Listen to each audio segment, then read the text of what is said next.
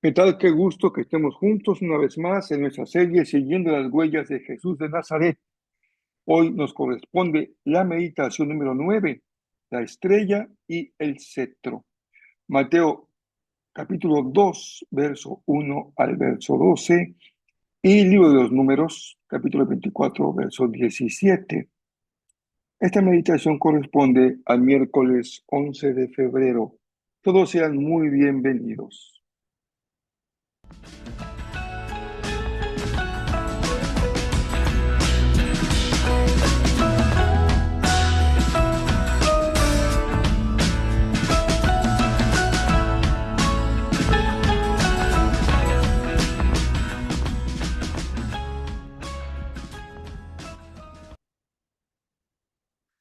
Hemos ya avanzado un poquito en nuestro estudio de esta serie, repasando los primeros textos bíblicos sobre Jesús, sobre su encarnación. Empezamos allá en el Evangelio de Juan, capítulo 1, hablando de Jesús, antes de Jesús.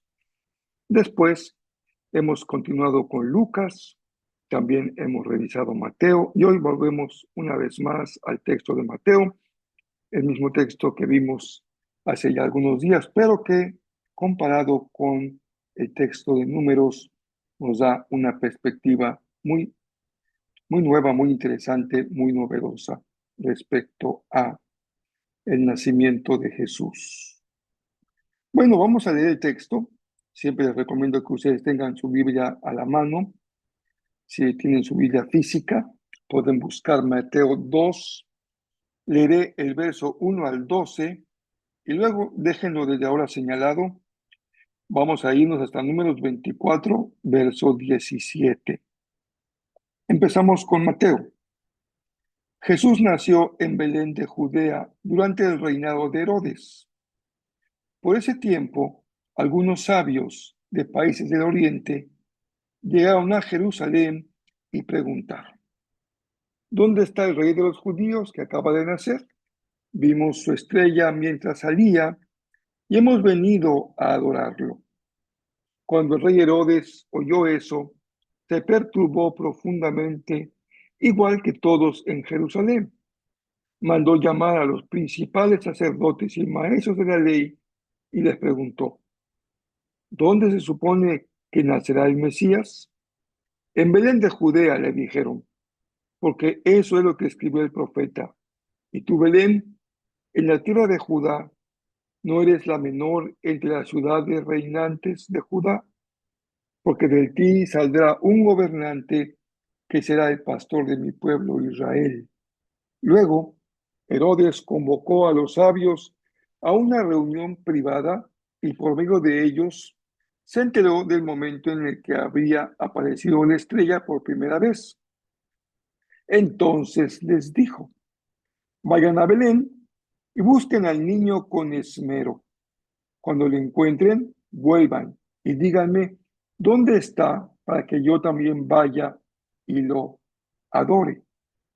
Después de esa reunión, los sabios siguieron su camino y la estrella que habían visto en el oriente los guió hasta Belén.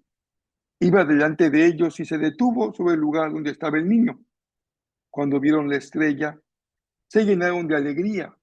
Entraron en la casa y vieron al niño con su madre María y se inclinaron y lo adoraron. Luego abrieron sus cofres de tesoro y le dieron regalos de oro, incienso y mirra. Cuando llegó el momento de irse, volvieron a su tierra por otro camino, ya que Dios les advirtió en sueño que no regresaran a Herodes. El término que usa el Evangelio en Mateo es contundente. Los sabios venidos de Oriente no estaban buscando a un líder de carácter espiritual, sino a un gobernante legítimo. La reacción de Herodes confirma este sentido de la búsqueda de los sabios. Mateo utiliza un verbo que significa que Herodes se turbó profundamente. Es el mismo verbo que se usa para describir el oleaje agitado de una tormenta. Digamos que es una conmoción interior. Y Jerusalén entera, dice el Evangelio, se estremeció con él.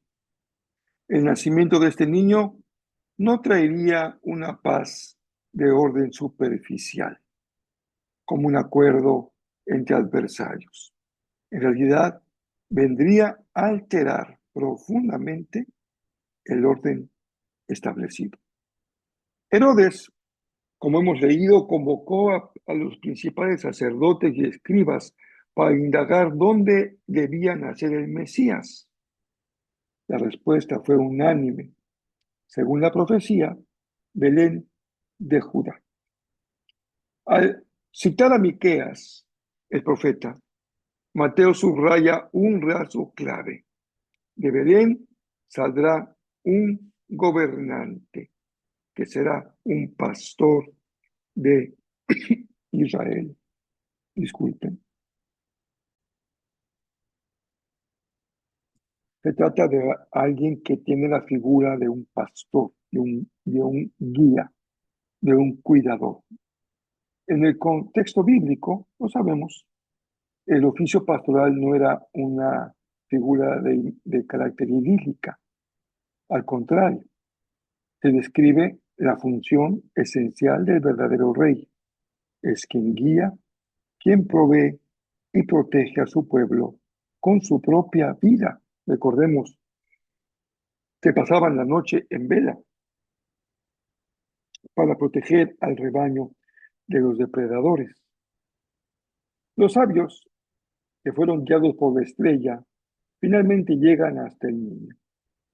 Y Mateo también usa en su evangelio una palabra que significa que iba delante de ellos.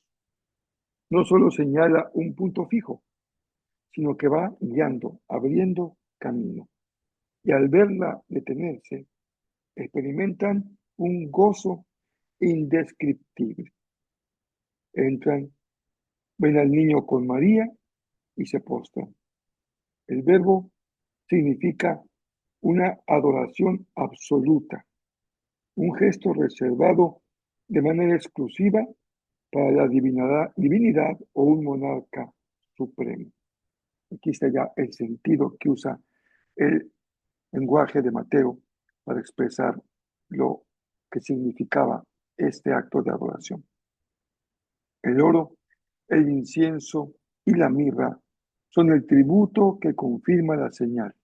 Este niño es el rey. Ahora nos vamos hasta el texto del libro de los Números. Encontramos aquí una profecía en labios de un personaje, por decirlo menos, un personaje enigmático, Balaam. Dice el texto, lo veo a él, pero no aquí ni ahora. Lo percibo, pero lejos, en un futuro distante. Una estrella se levantará de Jacob, un cetro seguirá, surgirá de Israel. Aplastará la cabeza del pueblo de Moab y partirá el cráneo de la gente de Set. Este suceso lo hayamos descrito en Números 24:17. Y aquí también el texto en hebreo nos da la idea de una estrella que irrumpe, una estrella de Jacob, y se levanta un cetro de Israel, que es el símbolo del reinado. Son verbos de carácter dinámico que describen una intervención de carácter histórico. En el texto, la estrella y el cetro se interpretan mutuamente, es decir, vemos a la estrella a la luz del cetro y el cetro a la luz de la estrella. La estrella es el gobernante que brilla y el cetro es su autoridad para actuar. Como bien entendemos, el cetro es un emblema del dominio legítimo. La profecía anuncia la victoria sobre enemigos históricos de Israel, los moabitas. Pero en la lectura cristiana, cuando estamos en el texto de Mateo, esto señala al Mesías, que no solo vendrá a gobernar, esto es lo hermoso, lo profundo que podemos extraer de este texto, sino que también viene a vencer. Mateo y Números convergen en esta misma metáfora. La estrella que guía es la estrella que también está en lugar de la representación del Mesías. Ambas apuntan a una verdad central. Jesús de Nazaret ha venido a reinar, pero su trono no es como los de este mundo. Siguiendo las huellas de Jesús de Nazaret, ¿qué aprendemos con Mateo 2 y Números? Jesús ha venido a reinar.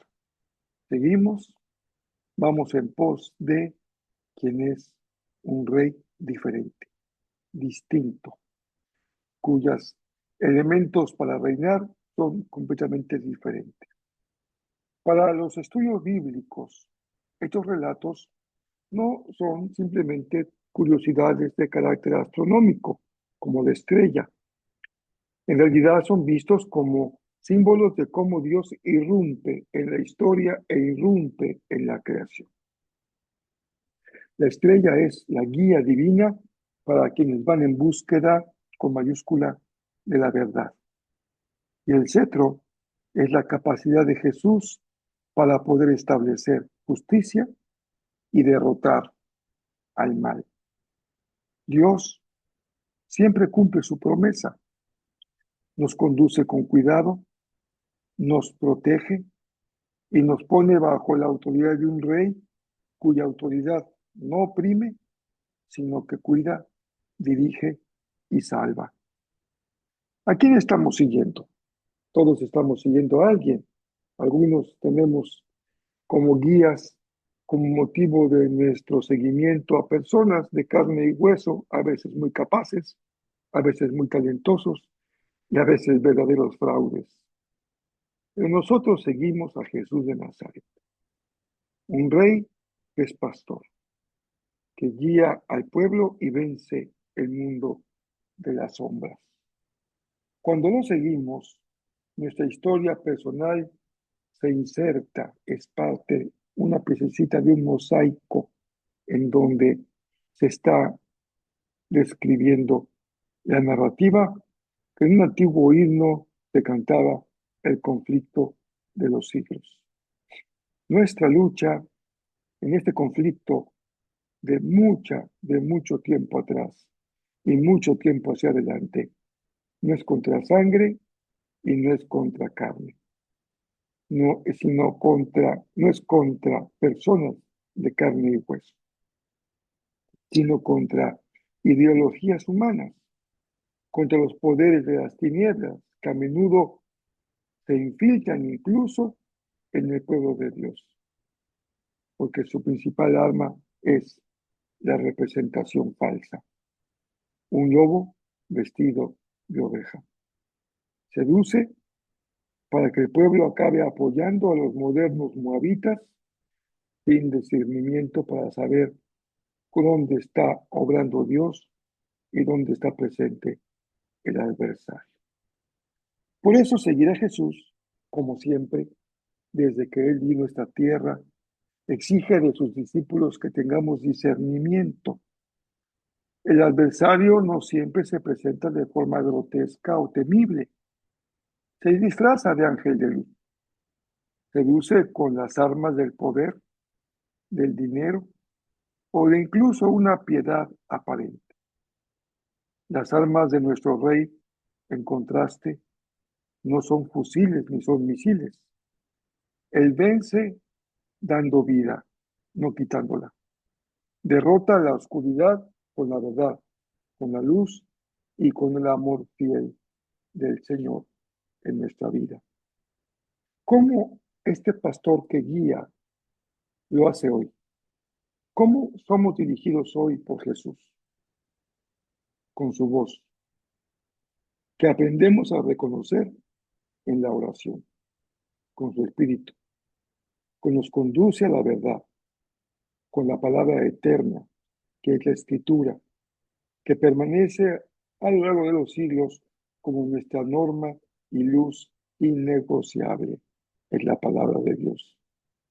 Seguimos a la estrella que es Jesús.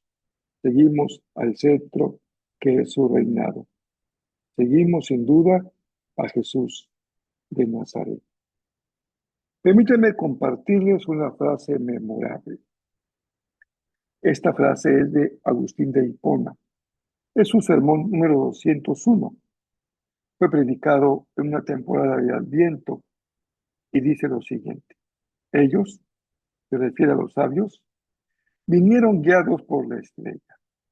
Nosotros vengamos guiados por la Escritura. Como cada día, dejamos algunas preguntas para reflexionar y algunos desafíos también para actuar. En el día de hoy, ¿qué voces, qué luces están dirigiendo tus decisiones actuales? ¿Cómo usas la palabra para asegurarte que cada decisión te lleve en la dirección de lo que el Señor indica y no un espejismo que engaña? Segunda pregunta, segunda reflexión, una acción. ¿En qué áreas de tu vida estás realmente siguiendo a Jesús como un pastor que consuela?